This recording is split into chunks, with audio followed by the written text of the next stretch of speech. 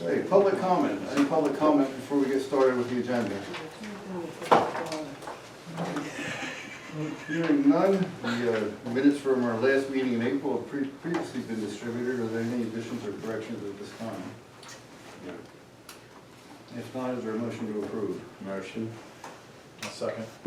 All in favor, say aye. Aye. Motion passes.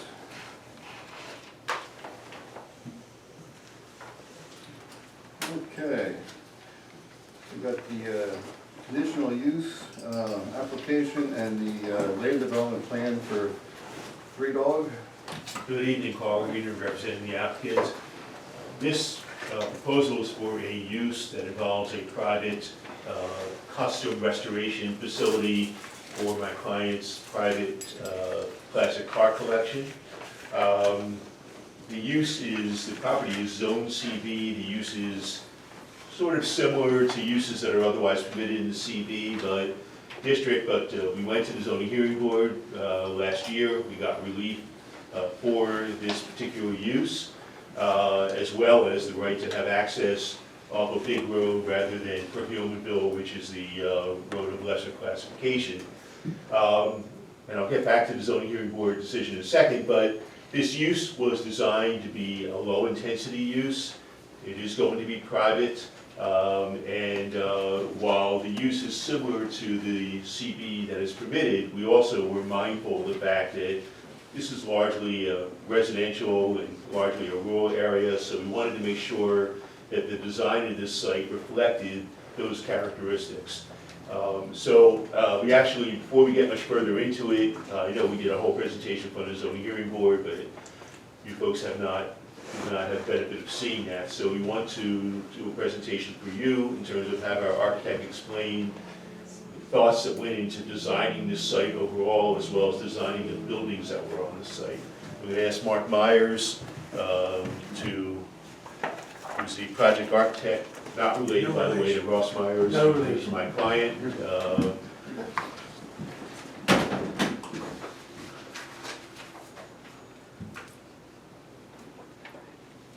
Sure how I should do this. No, let me go ahead and get this going and we can see if we can plug it in here.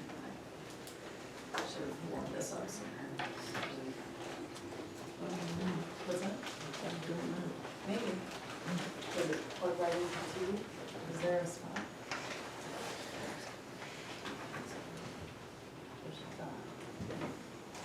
It's an HDMI. You have a flash drive, right? I do have a flash drive, but I don't have this first video one because it's too large. So I have uploaded it. Okay. We'll try that. Or we could just use this screen if you want. That's fine. Yeah, trying to think. Pull this You table wanna- over here. Maybe Yeah, move maybe it, Mark, put it- move the table over here, and that'll give the board, give the planning commission a chance to kind of see it, as well as some members of the audience.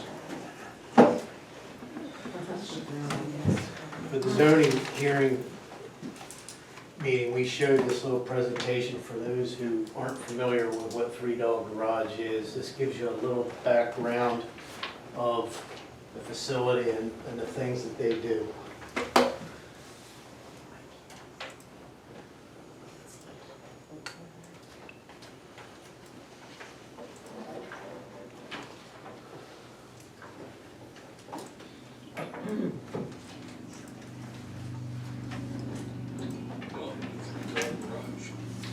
Might help if you lower a couple of lights. I can see it, okay. If you can see it, How many are here If tonight anybody to wants see to- this? Yeah, if anyone wants to come up, maybe we can.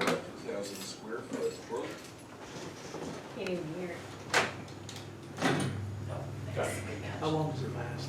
It's like a 2 minute. Well, why don't Then you show it to the board and then flip around. Yeah. It's about 2 minutes. Yeah. Okay. I'll back it up here.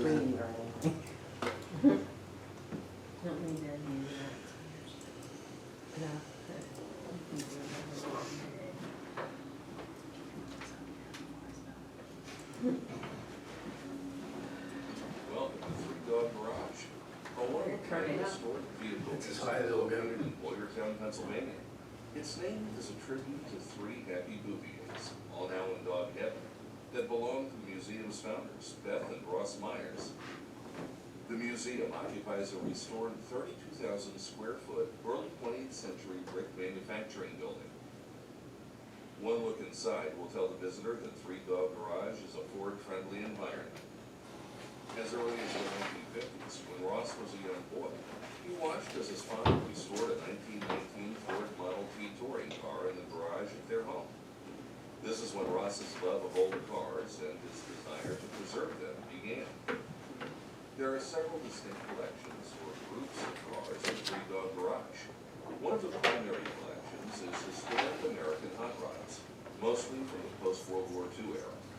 Young men, most fresh out of the service, had a yearning to make their cars, usually old Fords because they were cheap, go faster and look better, and hot rods were born.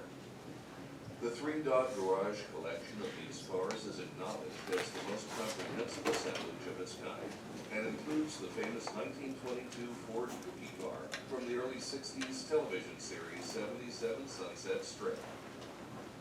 The second major collection at Three Dog Garage is the historic Ford and Ford-powered road racing cars, with national championship winning examples from 1965 Shelby Mustangs and Cobras through the golden age of the Trans Am series from 1966 to 1970, and up to the ultra-fast generation of purpose-built tube chassis IMSA and SCCA racers from the 1980s and 90s.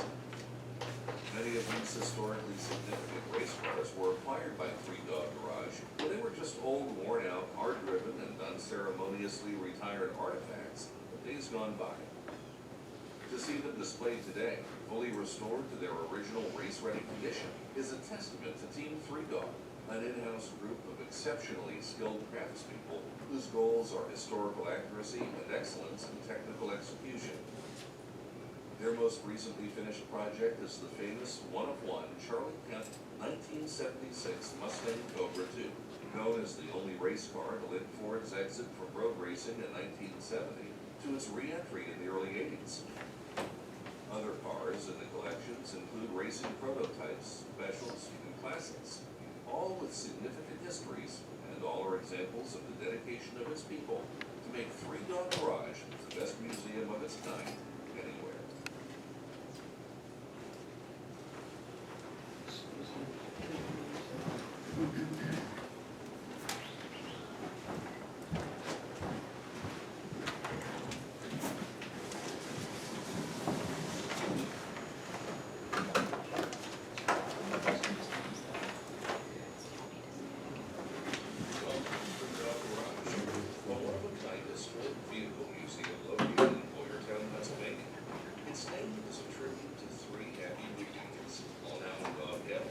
That belong to the museum's founders, Beth and Ross Myers. The museum occupies a restored 32,000 square foot early 20th century brick manufacturing building. One look inside will tell the visitor that Three Dog Garage is a Ford-friendly environment. As early as the 1950s, when Ross was a young boy, he watched as his father restored a 1919 Ford Model T touring car in the garage at their home. This is when Ross's love of old cars and his desire to preserve them began. There are several distinct collections or groups of cars at Three Dog Garage. One of the primary collections is historic American hot rods, mostly from the post-World War II era.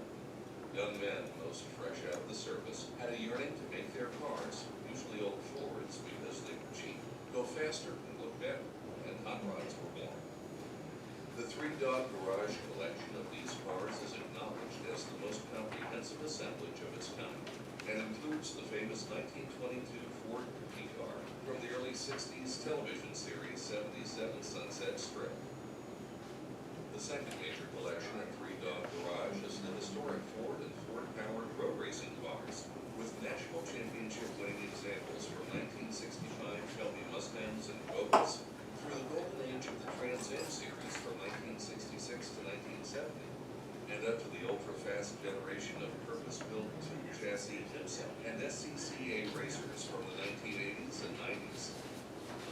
Many of these historically significant race cars were acquired by Three Dog Garage when they were just old, worn-out, hard-driven, and unceremoniously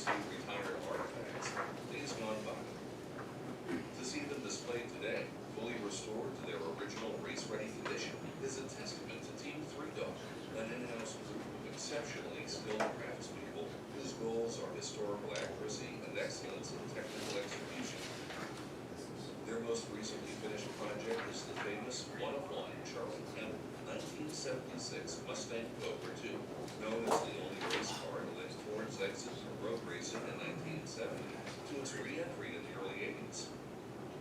Other cars in the collections include racing prototypes, specials, and classics, all with significant histories, and all are examples of the dedication of its people to make Three Dog Garage the best museum of its kind anywhere. It's on.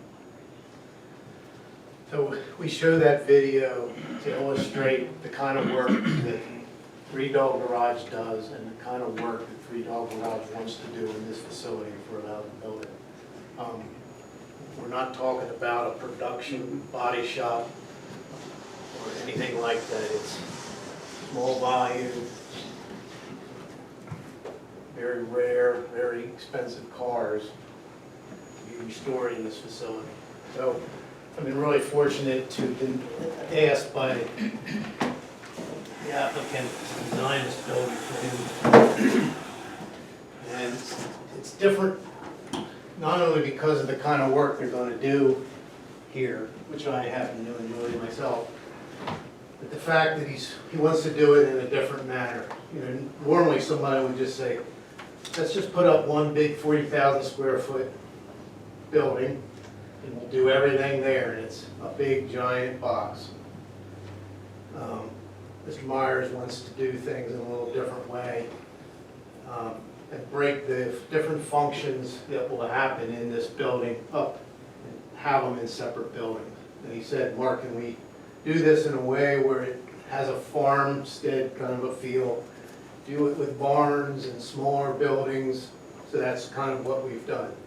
If you're familiar with the site, there's an existing house along 73, which is right here. There's an existing barn, which they've already really fixed up and cleaned up pretty nicely. And there's a small little storage building or garage there.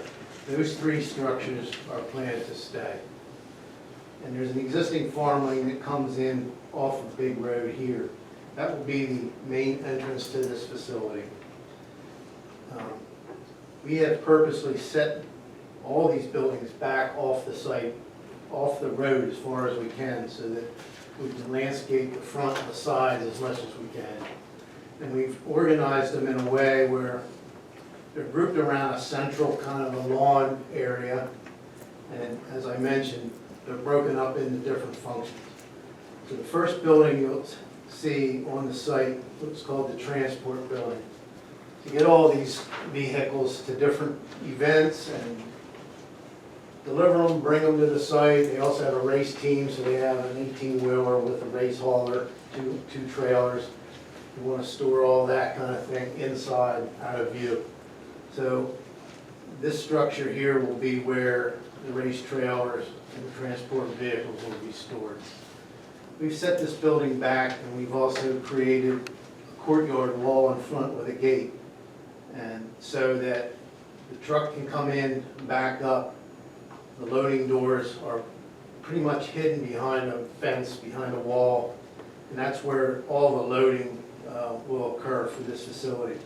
Then from there, if they're offloaded in this little courtyard space or in the transport building or even out the back, they're taken to whatever building they need to go. This building in the center is called the fabrication shop. That's where a lot of these vehicles will be torn down, taken apart, cleaned, figure out what's got to happen, start fabricating new parts. The next building to the east would be the body shop. Once cars are torn down and we know what we have to do, or they're going to get ready for paint or whatever, that'll happen in this fabrication shop. Cars that are waiting to be worked on or waiting for parts or whatever will be stored in these two small sheds here. This is a building right here. The owner has a childhood memory of a building that he either worked at or was familiar with. It's like a little replica of an old car dealership. And that's going to be used for some administrative uses, maybe a little private office space.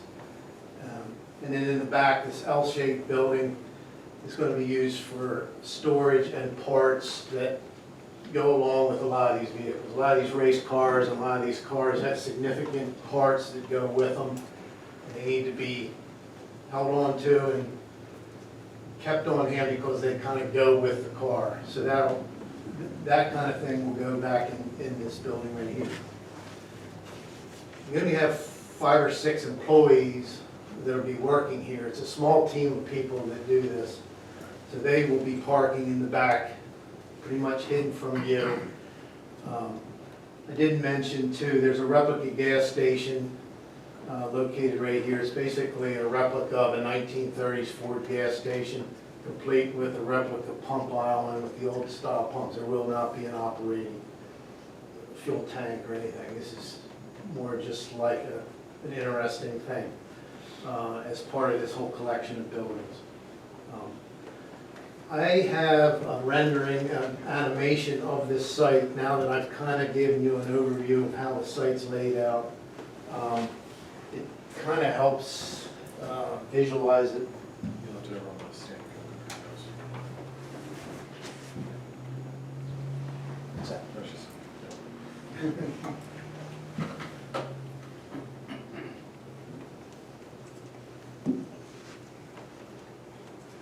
So,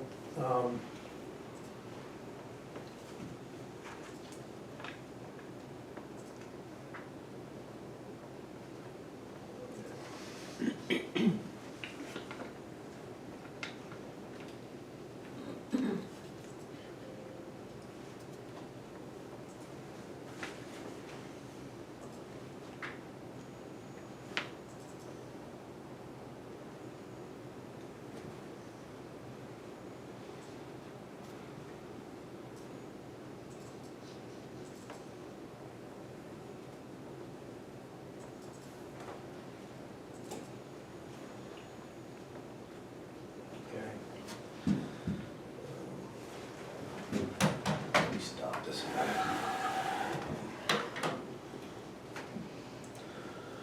So, we have come up with preliminary designs for all of these buildings. I'm going to stop a second. We've come up with preliminary designs of all of these buildings. The layout works, the buildings are sized to work with the different functions that are going in it. And I've come up with preliminary exterior elevations showing how the roof lines and how the form of these buildings are going to take shape. And we plugged it into this program to give you a 3D image of it. And this is like an animation starting out along Big Road. I'll try to narrow. Can everyone see this? So once you show it to the planning commission, you'll flip it around? Sure. Okay, thanks. All right, so we're going to start out with basically that aerial view looking straight down at the site.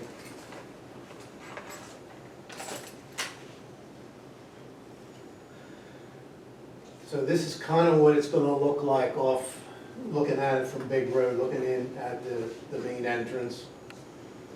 This is looking at that transport building that I explained. It's back behind those walls.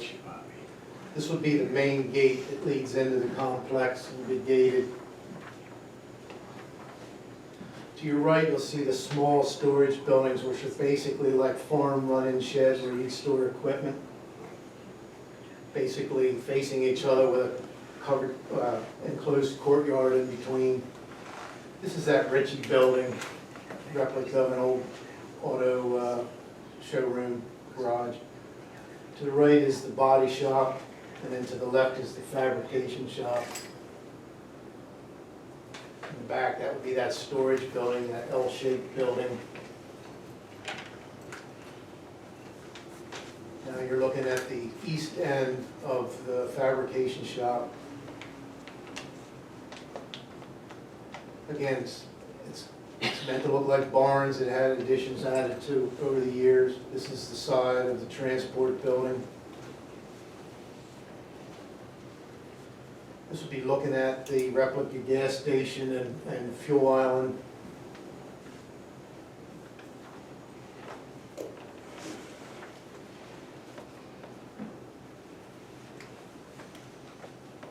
This is looking from underneath that canopy back into the central lawn area.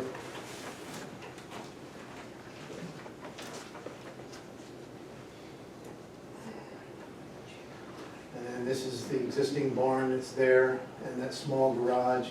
And this is basically, now, this is a view looking from Big Road at the existing house. I did this to just give everyone an idea of what they're gonna see when they're out along Perkiomen Road, Perkiomen Road and Big Road, how these buildings are set back. It did not include a lot of the landscaping along the road, because it would block all the buildings, but we purposely tried to keep the scale of these buildings low. The proportions are the same proportions that you would see on a lot of barns all around here, same roof pitches and things like that.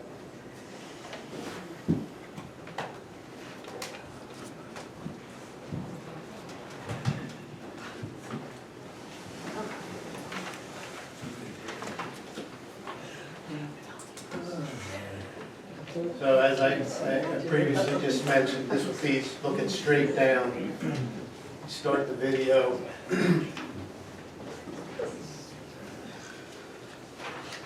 This will be the view from Big Road, looking in at the entrance of the existing house and barn shown. See the transport building, which usually you won't see that because of the gates. This is the main gate leading into the complex. This is small storage buildings for cars that are between jobs, different phases, whatever. There's small run-in sheds like you'd see on a boat farm where you store equipment. This is that Ritchie building, replica of an old car dealership. This would be the body shop, and this would be the fabrication shop. And back behind both of those buildings in the corner is that L-shaped storage building. The east end of the fabrication shop.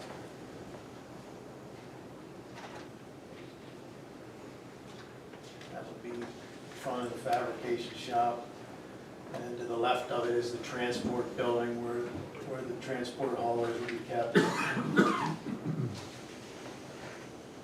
Looking back out towards the south, that would be the replica gas station.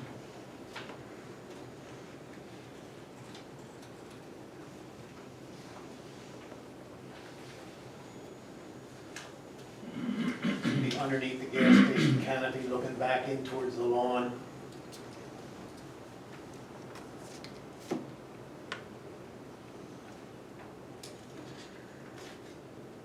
This would be the view heading out the driveway with the existing barn and the small garage. And then these next series of views are what it looks like at grade level from Big Road. This would be the corner of Big Road and Perkiomen.